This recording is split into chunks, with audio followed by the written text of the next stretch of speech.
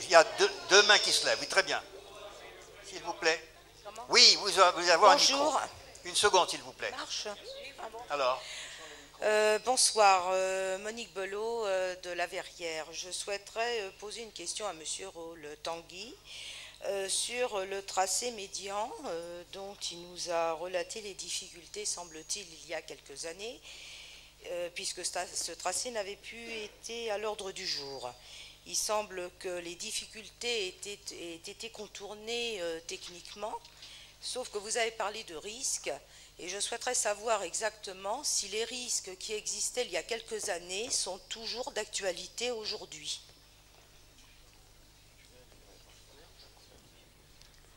Bien. Je vais répondre à cette question qui est très technique et qui renvoie effectivement à des études spécialisées qui à l'époque avaient été faites par le Centre d'études des tunnels. Et l'analyse qui avait été faite à ce moment-là était que, compte tenu de la nature des sols qui étaient traversés, même avec les techniques de creusement des tunnels, il y avait un risque non négligeable pendant le creusement du tunnel, voire même ultérieurement, d'affaissement, de tassement, et donc qui pouvait poser des problèmes aux bâtiments qui étaient en surface. Et donc c'était là, sur la base d'une étude spécialisée, la raison pour laquelle ces experts avaient indiqué que la solution tunnel n'était pas indiquée pour ce franchissement.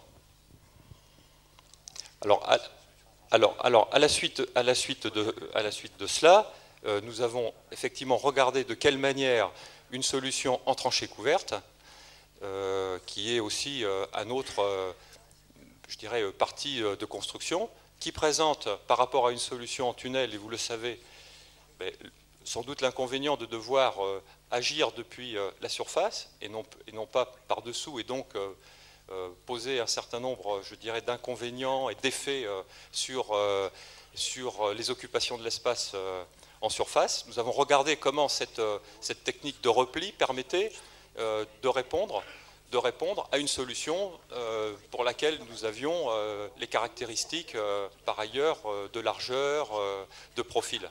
Bon. Et les études que nous avons menées dans la préparation de ce débat ont permis de valider la réalisation, le principe de faisabilité d'une tranchée couverte suivant des techniques classiques, et nous l'avons fait avec un profil qui est le même, un profil de tranchée qui serait avec les deux niveaux superposés, qui serait le même que dans les autres familles, dans le souci, là encore, de s'insérer au mieux dans les emprises disponibles en surface. Madame, est-ce que cette réponse convient à votre question? Alors, c'est une réponse, bien sûr, je dirais générale, et là encore, comme le Président le souligne souvent, nous aurons une réunion spécialisée une réunion thématique spécialisée sur les techniques de travaux qui permettront de poser directement des questions à des spécialistes de la question. Bien. Madame, vous êtes satisfaite? Elle ne répond pas. Bon.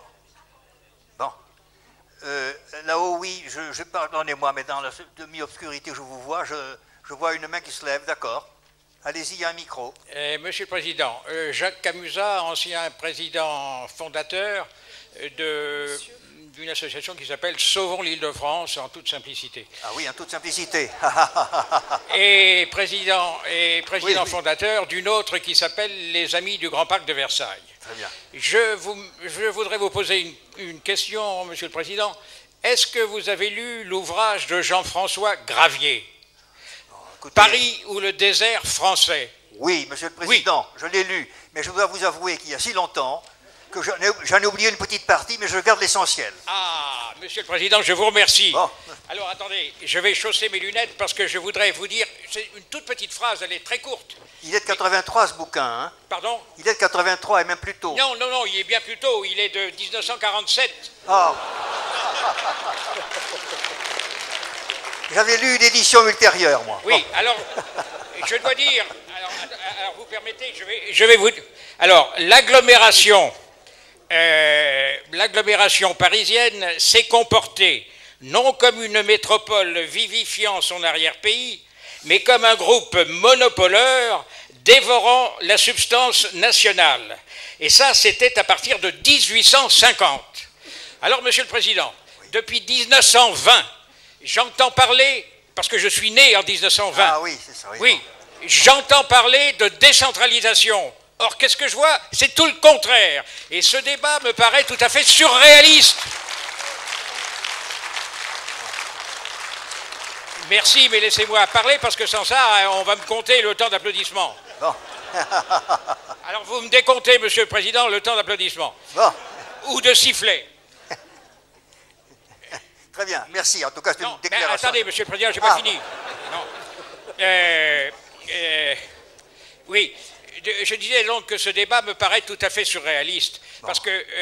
Parce que quid de la décentralisation? On a fait exactement le contraire. Alors, tous ces messieurs qui se trouvent là, c'est très intéressant ce qu'ils nous disent, mais je n'ai encore jamais vu d'autoroute dans le désert. C'est-à-dire que plus vous mettrez de tuyaux, comme disait mon ami Jean Poulit, plus vous, le préfet Jean Poulit, oui, plus vous mettrez de tuyaux, et plus il y aura des agglomérations, et plus ce phénomène que dénonçait en 1947 et que vous avez lu dans cet ouvrage remarquable, eh bien ça deviendra insoluble. Bien.